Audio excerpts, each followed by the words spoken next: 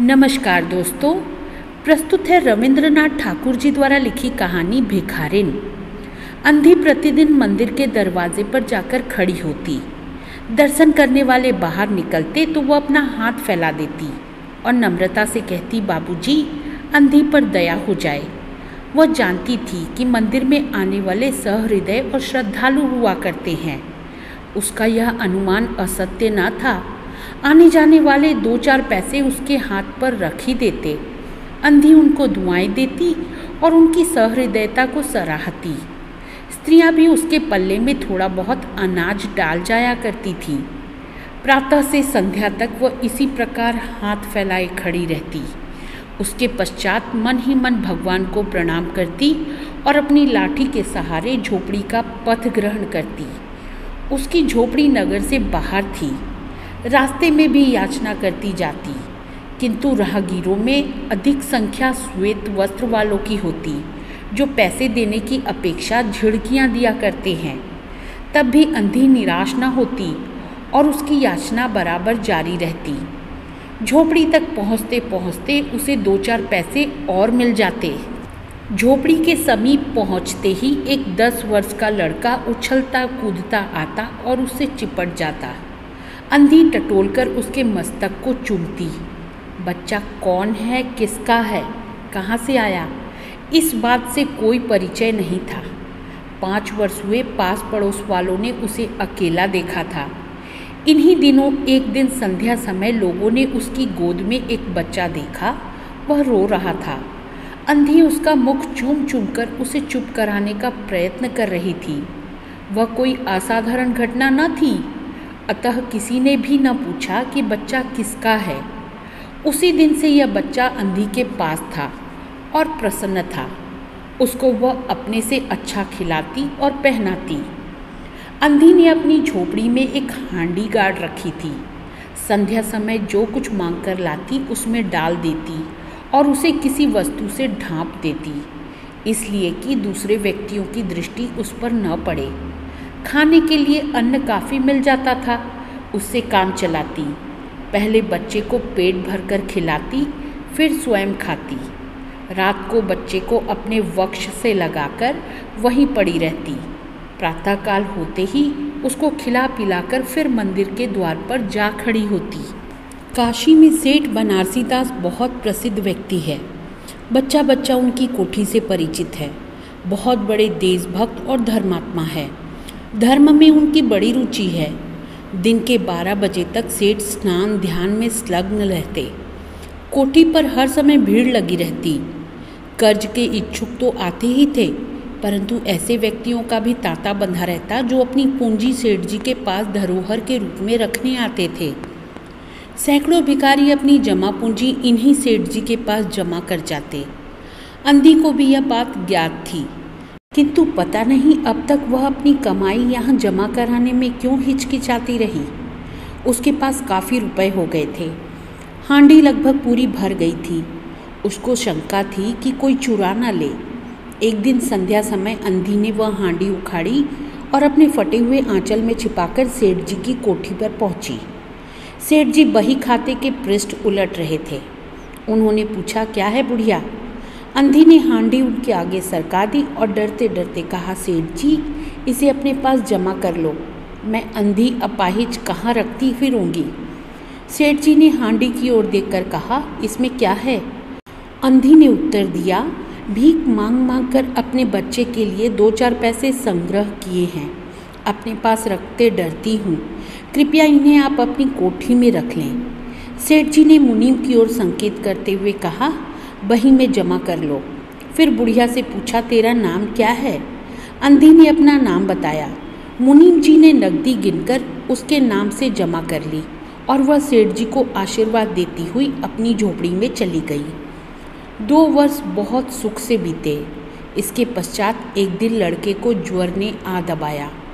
अंधी ने दवा दारू की, झाड़ फूक से भी काम लिया, टोटके की परीक्षा की, परंतु संपूर्ण प्रयत्न व्यर्थ सिद्ध हुए। लड़के की दशा दिन प्रतिदिन बुरी होती गई। अंधी का हृदय टूट गया। साहस ने जवाब दे दिया। निराश हो गई, परंतु फिर ध्यान आया कि संभवतः डॉक्टर के इलाज से फायदा हो जाए। इस विचार के आते ही वह गिरती पड़ती सेठ जी की कोठी पर आ पहुंची। सेठ जी उपस्थित थे। अंधी ने कहा, सेठ जी, मेरी जमा पूंजी में से 10-5 रुपए मुझे मिल जाए तो बड़ी कृपा हो। मेरा बच्चा मर रहा है, डॉक्टर को दिखाऊंगी। सेठ जी ने कठोर स्वर में कहा, कैसी जमा पूंजी, कैसे रुपए? मेरे पास किसी के रुपए जमा नहीं हैं। अंधी ने रोते हुए उत्तर दिया, 2 वर्ष हुए मैं आपके पास धरोहर रख गई थी, दे दीजिए, बड़ी दया होगी। सेठ जी ने मुनीम की ओर रहस्यमयी दृष्टि से देखते हुए कहा, मुनीम जी जरा देखना तो, इसके नाम की कोई पूंजी जमा है क्या? तेरा नाम क्या है री? अंधी की जान में जान आई। आशा बंधी। पहला उत्तर सुनकर उसने सोचा कि सेठ बेईमान है, किंतु अब सोचने लगी संभवतः उसे ध्यान न रहा होगा। ऐसा धर्मी व्यक्ति भी भला कहीं झूठ बोल सकता है। उसने अपना नाम बता दिया। उलट पलट कर देखा, फिर कहा, नहीं तो इस नाम पर 1 पाई भी जमा नहीं है। अंधी वहीं जमी बैठी रही। उसने रो रो कर कहा, सेठ जी, परमात्मा के नाम पर, धर्म के नाम पर कुछ दे दीजिए, मेरा बच्चा जी जाएगा, मैं जीवन भर आपके गुण गाऊंगी। परंतु पत्थर में जोंक न लगी। सेठ जी ने क्रुद्ध होकर कहा, जाती है या नौकर को बुलाऊं? अंधी लाठी टेक कर खड़ी हो गई और सेठ जी की ओर मुंह करके बोली, अच्छा, भगवान तुम्हें बहुत दे, और अपनी झोपड़ी की ओर चल दी। यह आशीष न था, बल्कि एक दुखी का श्राप था। बच्चे की दशा बिगड़ती गई, दवा दारू हुई ही नहीं, फायदा क्यों कर होता। एक दिन उसकी अवस्था चिंताजनक हो गई, प्राणों के लाले पड़ गए। उसके जीवन से अंधी भी निराश हो गई। सेठ जी पर रह रहकर उसे क्रोध आता था। इतना धनी व्यक्ति 2-4 रुपए दे देता तो क्या चला जाता, और फिर मैं उससे कुछ दान नहीं मांग रही थी, अपने ही रुपए मांगने गई थी। सेठ जी से घृणा हो गई। बैठे बैठे उसको कुछ ध्यान आया। उसने बच्चे को अपनी गोद में उठा लिया और ठोकरे खाती गिरती पड़ती सेठ जी के पास पहुंची और उनके द्वार पर धरना देकर बैठ गई।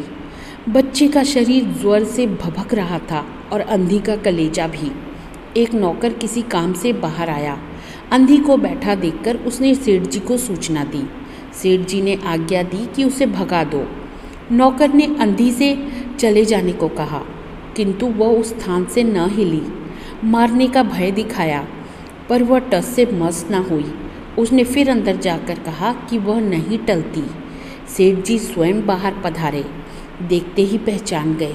बच्चे को देखकर उन्हें बहुत आश्चर्य हुआ कि उसकी शक्ल सूरत उनके मोहन से बहुत मिलती जुलती है। 7 वर्ष हुए तब मोहन किसी मेले में खो गया था। उसकी बहुत खोज की, पर उसका कोई पता न मिला। उन्हें स्मरण हो आया कि मोहन की जांघ पर एक लाल रंग का चिन्ह था।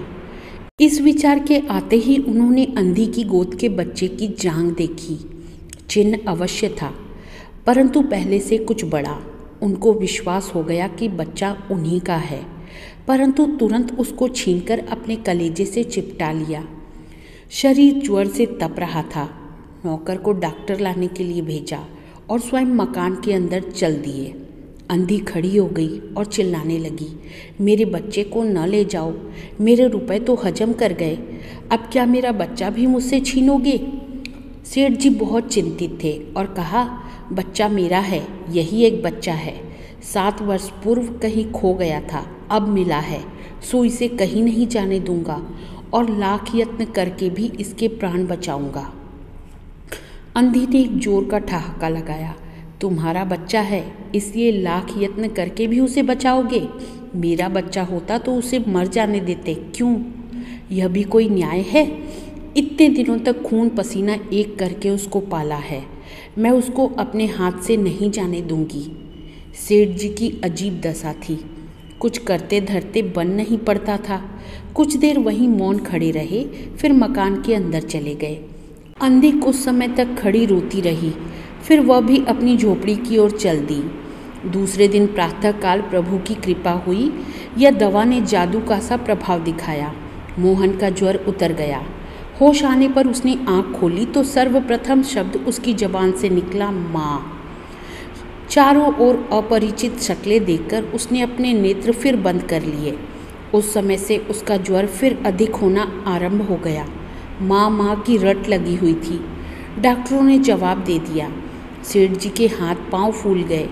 चारों ओर अंधेरा दिखाई पड़ने लगा। क्या करूं, एक ही बच्चा है, इतने दिनों बाद मिला भी तो मृत्यु उसको अपने चंगुल में दबा रही है, इसे कैसे बचाऊं। सहसा उनको अंधी का ध्यान आया। पत्नी को बाहर भेजा कि देखो कहीं वह अब तक द्वार पर न बैठी हो, परंतु वह वहाँ कहाँ। सेठ जी ने फिटन तैयार कराई और बस्ती से बाहर उसकी झोपड़ी पर पहुँचे। झोपड़ी बिना द्वार के थी। अंदर गए, देखा अंधी एक फटे पुराने टाट पर पड़ी है और उसके नेत्रों से अश्रुधर बह रही है। सेठ जी ने धीरे से उसको हिलाया। उसका शरीर भी अब अग्नि की भांति तप रहा था। सेठ जी ने कहा, बुढ़िया तेरा बच्चा मर रहा है। डॉक्टर निराश हो गए। रह रहकर वह तुझे पुकारता है, अब तू ही उसके प्राण बचा सकती है। चल और मेरे नहीं नहीं अपने बच्चे की जान बचा ले। अंधी ने उत्तर दिया, मरता है तो मरने दो, मैं भी मर रही हूँ। हम दोनों स्वर्ग लोक में फिर माँ बेटे की तरह मिल जाएंगे। इस लोक में सुख नहीं है, वहाँ मेरा बच्चा सुख में रहेगा। मैं वहाँ उसकी सुचारू रूप से सेवा शुश्रूषा करूँगी। सेठ जी रो दिए।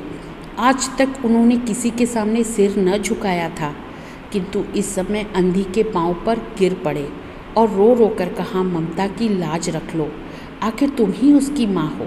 चलो तुम्हारे जाने से वह बच जाएगा। ममता शब्द ने अंधी को विकल कर दिया। उसने तुरंत कहा, अच्छा चलो।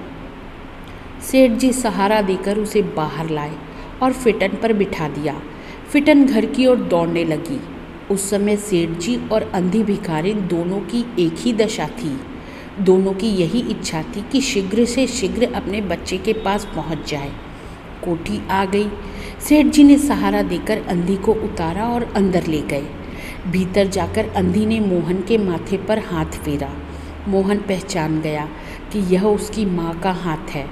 उसने तुरंत नेत्र खोल दिए और उसे अपनी समीप खड़े हुए देखकर कहा, माँ तुम आ गई। अंधी भिखारिन मोहन के सिरहाने बैठ गई और उसने मोहन का सिर अपनी गोद में रख लिया। उसको बहुत सुख अनुभव हुआ और वह उसकी गोद में तुरंत सो गया। दूसरे दिन से मोहन की दशा अच्छी होने लगी और 10-15 दिन में वह बिल्कुल स्वस्थ हो गया। जो काम हकीमों के जोशांदे, वैद्यों की पुड़िया और डॉक्टरों के मिक्सचर न कर सके, वह अंधी की स्नेहमयी सेवा ने पूरा कर दिया। मोहन के पूरी तरह स्वस्थ हो जाने पर अंधी ने विदा मांगी। सेठ जी ने बहुत कुछ कहा सुना कि वह उन्हीं के पास रह जाए, परंतु वह सहमत न हुई। विवश होकर विदा करना पड़ा। जब वह चलने लगी तो सेठ जी ने रुपयों की एक थैली उसके हाथ में दे दी। अंधी ने मालूम किया इसमें क्या है।